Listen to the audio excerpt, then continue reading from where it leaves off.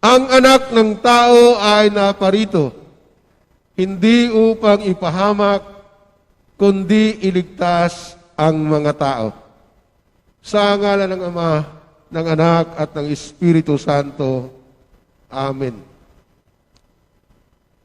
Magandang umaga po sa lahat narito sa loob ng simbahan at sa ating live stream.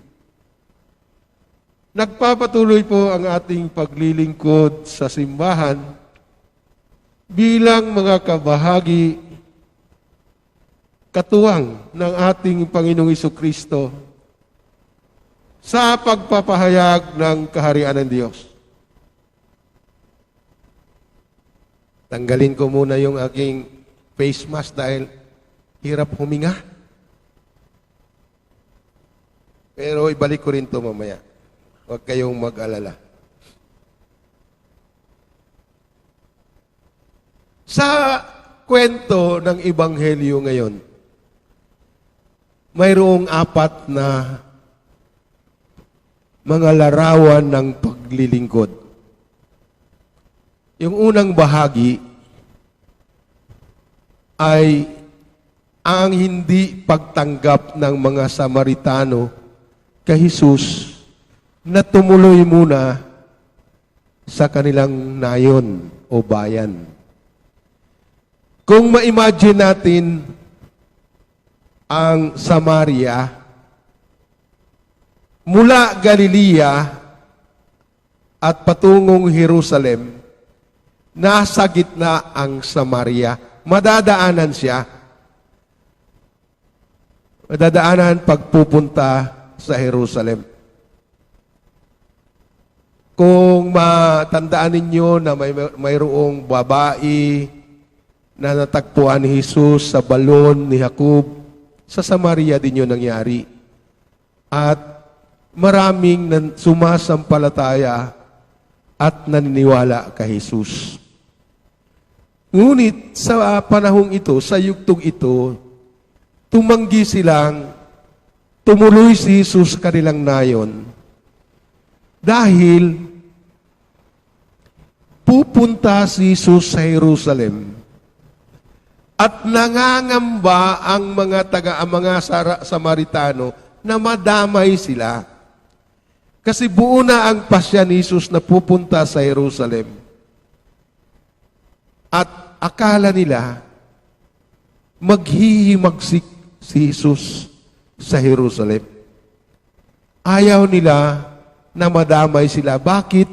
Dahil noon pa naman, nag-aaway na ang taga-Samaria at taga-Hudiya. Ang mga taga-Samaria kasi, sila yung mga pamilya o kamag-anak na mixed marriage. Hindi na ganap o tunay na mga Hudyo. Tinatawag silang hintil. At ayaw nilang makihalo sa taga-Hudiya, ayaw nilang magsimba sa templo ng Jerusalem. Sa katunayan, nagtayo sila ng templo sa Samaria dahil ayaw nilang masangkot sa gulo. Kaya natural lamang ganun ka-reaksyon nila. Pero iba ang reaksyon ng magkapatid, Santiago at Juan. Ang reaksyon ng dalawang magkapatid na tinatawag na magkapatid anak ng kulog dahil mahilig maglalaro ng apoy. Sabi ng mga magkapatid, Panginoon, gusto mong lipulin natin sila sa pamagitan ng apoy. Pero sinabihan sila ni Jesus na hindi nyo alam ang inyong sinasabi. Ang anak ng tao, ibig sabihin ang Mesiyas, ay naparito upang magligtas at hindi ipahamak ang mga tao. Kahit mga hintil yan, kabahagi sila sa kaligtasan. Yung perspektiba, pananaw, paninindigan ni Jesus para sa kaligtasan ay para sa lahat. Kaya bakit mo lilipulin ang mga tao kahit hindi ka pinatuloy? Na ang rason naman ay buo na ang pasya ni Jesus na pumunta sa Jerusalem, at ang pagpunta sa Jerusalem, nakikita ng taga-Samaria na malaking gulo ang mangyayari. Kaya tumuloy sila sa ibang nayon. Walang binanggit kung aling nayon. Pero nakakita si Jesus ng mga tao. 3 uri ng tao. Samantalang sila ay naglalakad, may lalaki, wala namang binanggit kung sino yon. Lumapit at nagsabi kay Jesus, "Sumunod po ako sa inyo. Kahit saan kayo pumunta." Ibig sabihin, kung saan si Jesus, kasama siya. Pero, nagbabala ang Panginoong Jesus. Sabi ng Panginoong Hesus, may lungga ang asong gubat. Ibig sabihin, mayroong matitirhan ang mga asong gubat. May pugad ang mga ibon. Ngunit ang anak ng tao ay wala man lamang mapagpahingahan. Hindi totoo yun, na wala siyang mapagpahingahan. Sa katunayan, welcome na welcome siya ng mga tao. Ibig sabihin, hindi totoong walang mapagpahingahan. Sa katunayan, sa Bitanya, katanggap-tanggap siya ng magkapatid na Lazaro, Marta at Maria. Katanggap-tanggap kaya. Pero, ang paliwanag dito,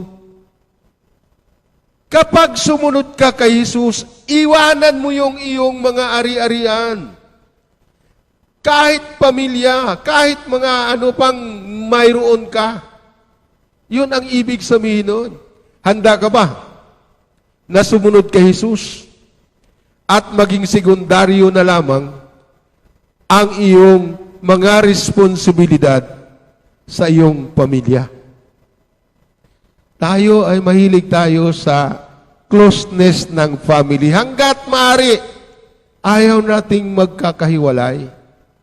Kaya ang hirap sumunod kay Jesus, sapagkat kung ikaw ay maging tunay na alagad ni Jesus, iwanan mo. At nagawa yan ng kanyang mga apostoles, mga apostol. Si Pedro at Andres, mga mananagat, mayroon silang bangka, mayroon silang lambat. Ibig sabihin, may kaya sila noong panahon na yon. Pero iniwan nila. Walang binanggit kung pati asawa ni Pedro iniwan. Pero alam natin na may biyenan si Pedro. O baka naman, asawa ni Pedro, kasabay sumunod lang din sa kanila. Si Santiago at Juan. Anak sila ng mayaman. Si Jonas. Bakit? May kakayahan silang umupa ng mga manggagawa sa pangingisda. Pero nung sinabi ni Jesus na sumunod kayo sa akin, sumunod sila. Iniwan nila ang kanilang mga magulang. Pero sa ibang mga ebanghilyo, mababasa natin na ang ina ni Santiago at Juan ay sumunod at finanser ng kanilang gawain sa misyon at ministriya ng Panginoong Hesus. Yun nga lang, nung in-announce ni Jesus na siya ay magdusa at mamatay, lumapit yung kanyang magulang kay Jesus. Lord, kapag nasa kaharian ka na, pwede ba yung aking anak, 2, umupo sa iyong katabi? Isa sa kanan, isa sa kaliwa. Sumunod sila, pero mayroon pa rin hinahangad. Pero sinabi ng Panginoon Hesus, hindi nyo alam ang inyong sinasabi. Ang mga lugar na yan ang Diyos lamang ang magtatakda kung sino ang magiging makaupo sa paghahari ng Diyos. Kaya maglalarawan tayo ng pagsunod. Kapag mag-decide kang sumunod, maglingkod, maging sekundary na lang ang iyong pamilya. Ang daming mag-away yan. Oh. Kasi ipagpalit mo ako sa iyong ministriya. Mamili ka. Ako o ang iyong ministriya. Mali din yun. Walang pagpipilian dapat. Dahil tayong lahat, asawa, mga anak, mga biyenan at anong mga kamag-anak natin, kabahagi sa paglilingkod. Kaya hindi dapat pagpipilian ang ministriya. Kasama tayong lahat. Ang ibig sabihin lang nun, maging priority lang natin ang kaharian ng Diyos. Hindi naman natin pababayaan ang ating mga resources dahil magamit din yan sa ating paglilingkod. Ngunit sa lahat ng mga iniisip natin, yung misyon at ministriya ang nangunguna sa atin at ang ating mga pamilya, ari-arian ay dapat maglilingkod, magsisilbi sa ating ministriya. May isa naman. Sinabihan si Jesus nang nagsabi sa isang tao, sumunod ka sa akin. Ngunit sumagot ito, Panginoon, hayaan lang po muna ninyong maipalibing ko ang aking ama. Sa mga Hudyo, mahalaga ang paglilibing. Alam nyo, sa mga Hudyo, kapag ikinasal ang lalaki at babae, 1 linggo yang magdiriwang. Kaya, doon sa kasal sa Kana, naubusan ng alak ang mga pamilya ng ikinakasal. O naubusan sila, gumawa si Jesus ng alak. Dahil, biro mo yan, 1 week. At kailangan hindi mapahiya yung pamilya. Ganun po yun. Ganun din sa patay. Kapag naglalamay ka ng patay, matagal din. 1 year. Lamay ka muna ng mga ilang araw, 1 linggo, pasok ka sa bahay na yon hanggang malibing, magluksa ka ng 1 taon.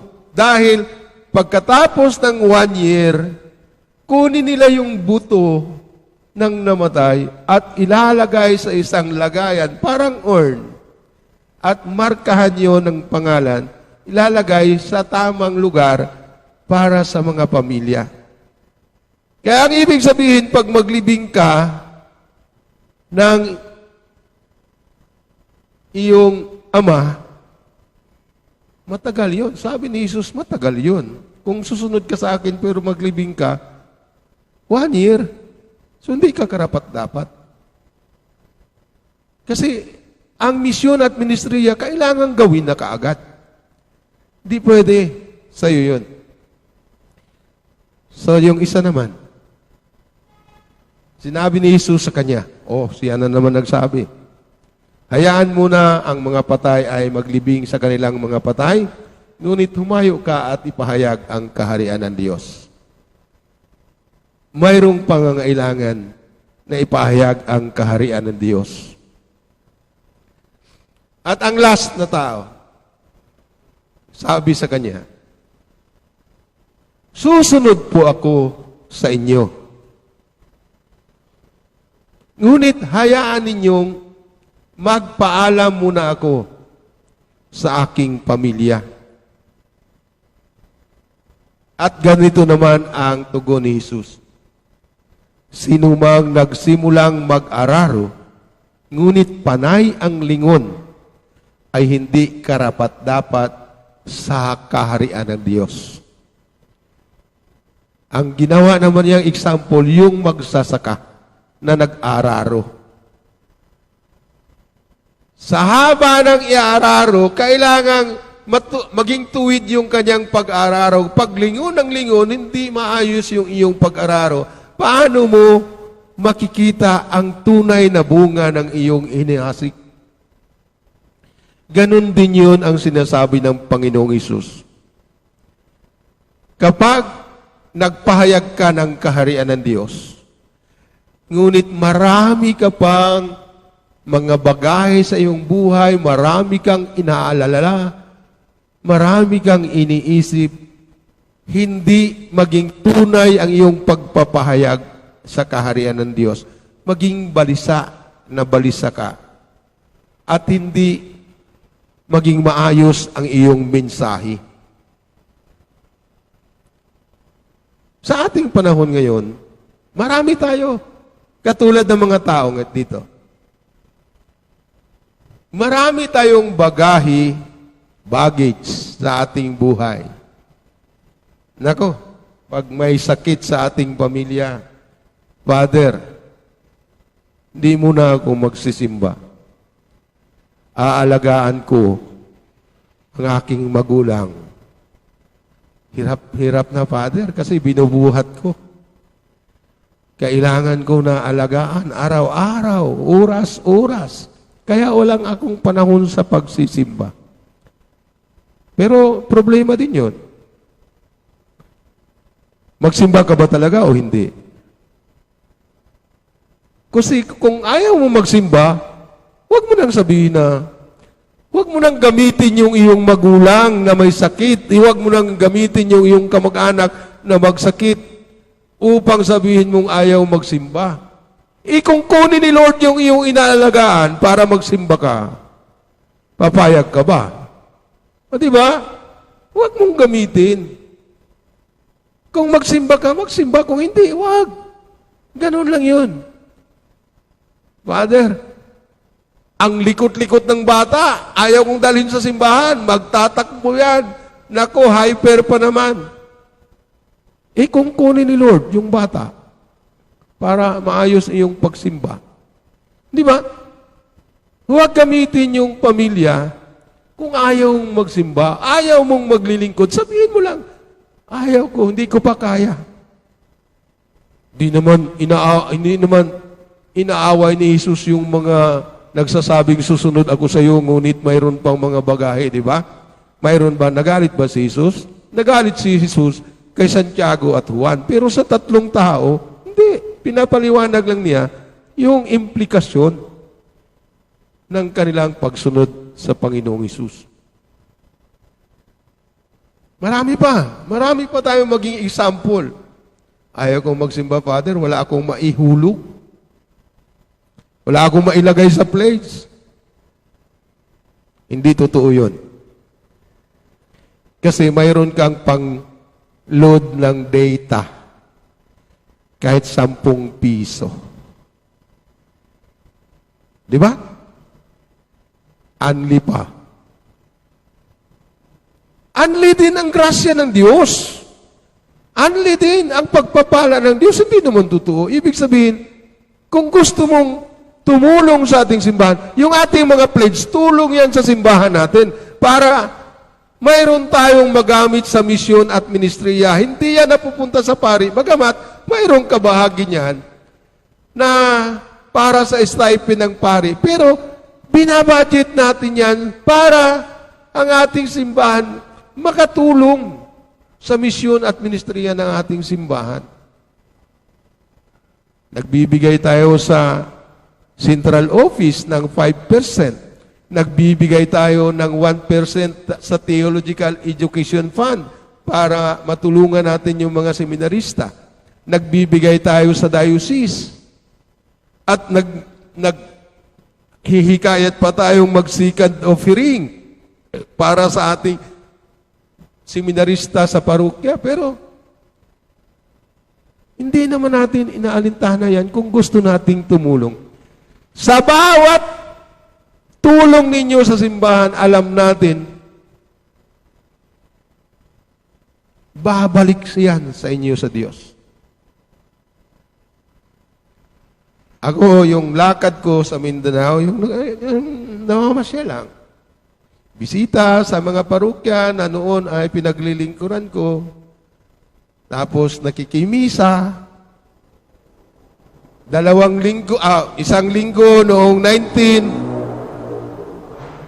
noong piyesta ng San Juan sa Tabuelan, Cebu, sa bayan ng ni Reverend Era, pisa. Sa totoo lang, hindi ko pinoproblema yung mga pamasahe, kasi mayroon namang nagmamahal. Mayroon namang nagsasabi, Father, pang-advance, happy birthday. Wow! Thank you po. Pang-advance, happy birthday. Doon sa lugar na pinuntahan namin, dahil naglingkod ako doon sa Lanao, pag-alis namin, paalaman na, kumustahan, pagkatapos paalam, Father, pang-gasolinan nyo. Ha? May budget kaming gasolinan. Ay, sa'yo na yan.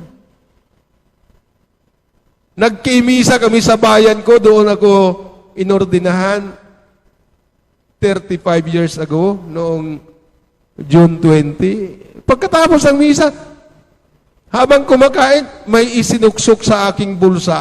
Sa akin na yun. Yung bulsa ko ay lalim. Hindi na yun madukot. Lalim.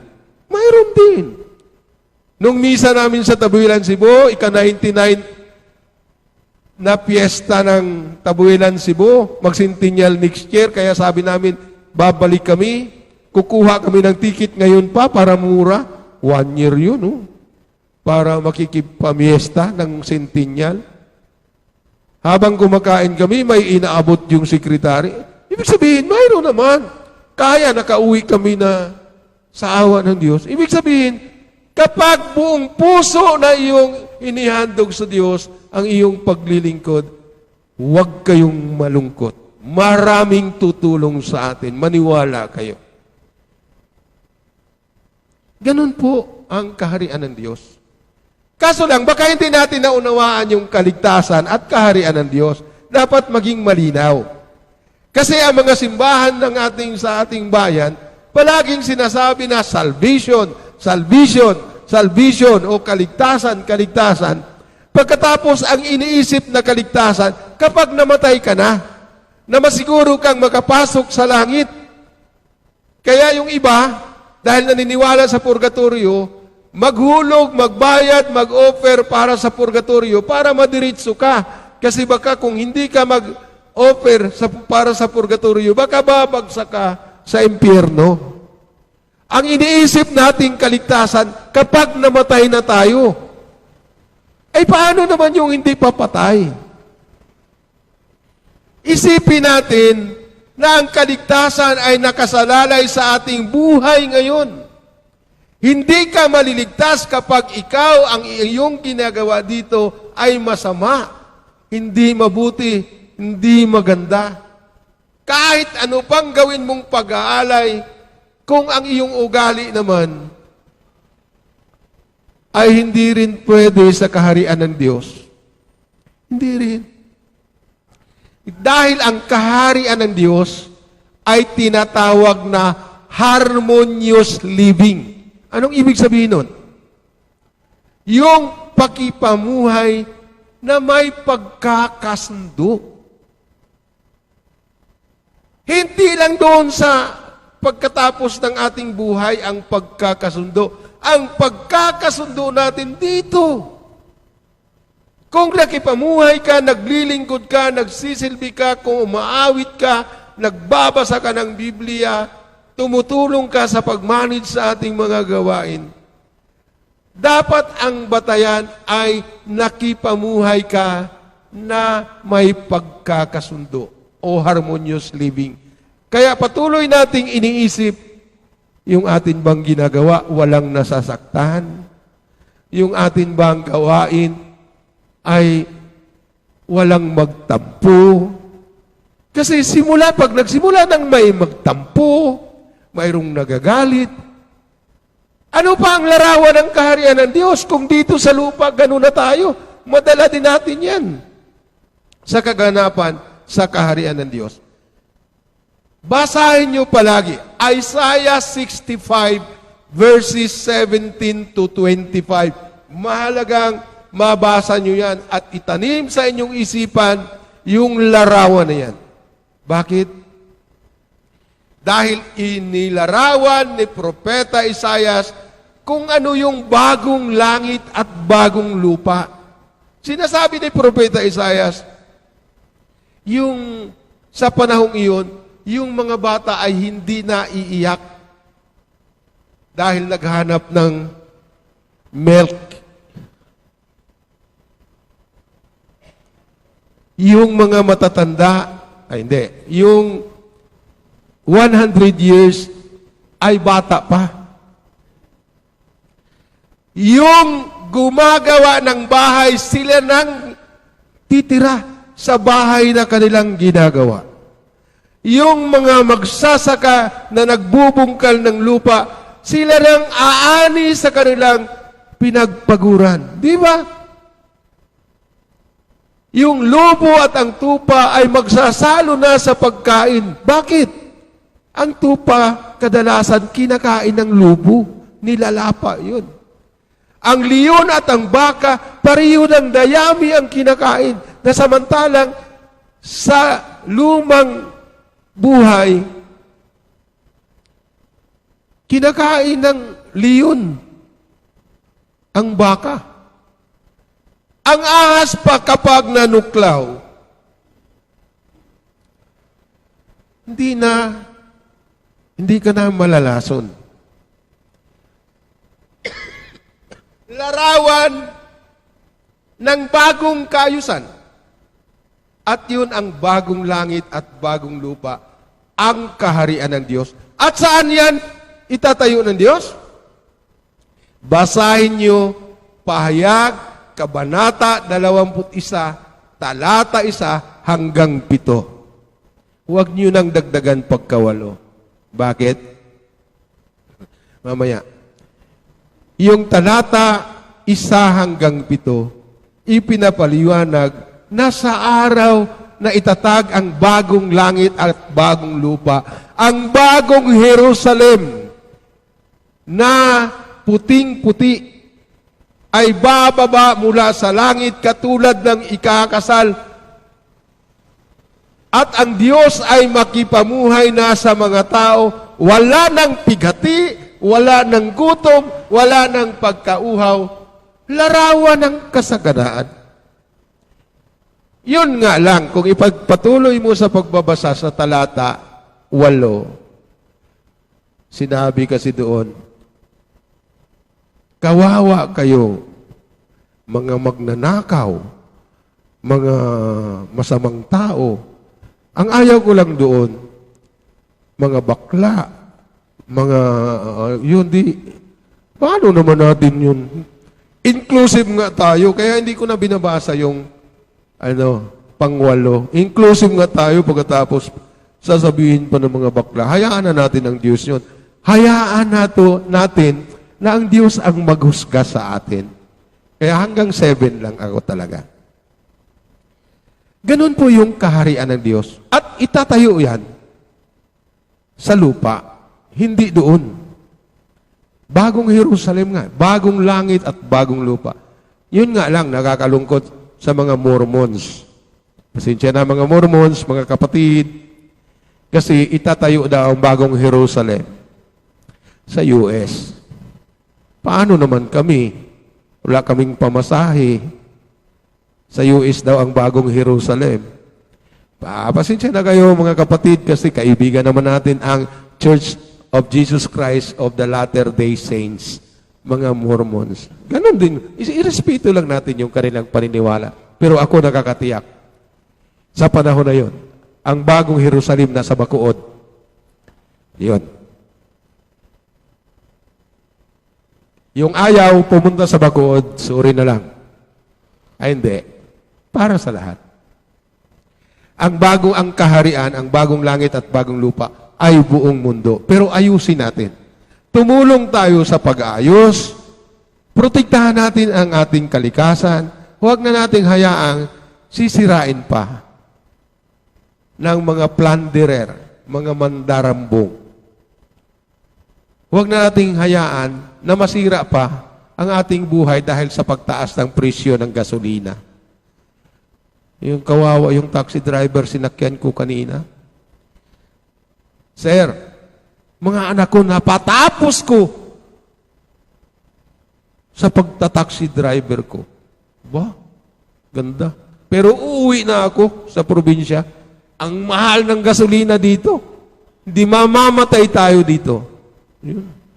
Kasi sabi niya, kahapon, 1,002 ang aking kita. 1,000 yung gasolinan, may natira sa aking 200. Paano naman yung boundary? Di may utang ako. Mag-file yung utang ko, mag-file ang utang, paano na? So, iwanan ko yung taxi. Kawawa si Father Juni, wala nang masakyang taxi. Di maglakad. Tatapon ko rin yung aking tungkod, maniwala kayo. Para sabay-sabay tayong maglakad. Sa lansangan man, sa loob ng simbahan, sa kanayunan, sa bundok, basta makapaglakad tayo. Hahanapin natin ang kaharian ng Diyos. Ang kaharian ng Diyos nasa ating puso. Handa tayong magsakripisyo, handa tayong makipagkasundo, alang-alang sa bagong langit at bagong lupa. At yun ang dahilan kung bakit ang anak ng tao ay naparito hindi upang ipahamak, kundi iligtas ang mga tao. Sa ngalan ng Ama, ng Anak at ng Espiritu.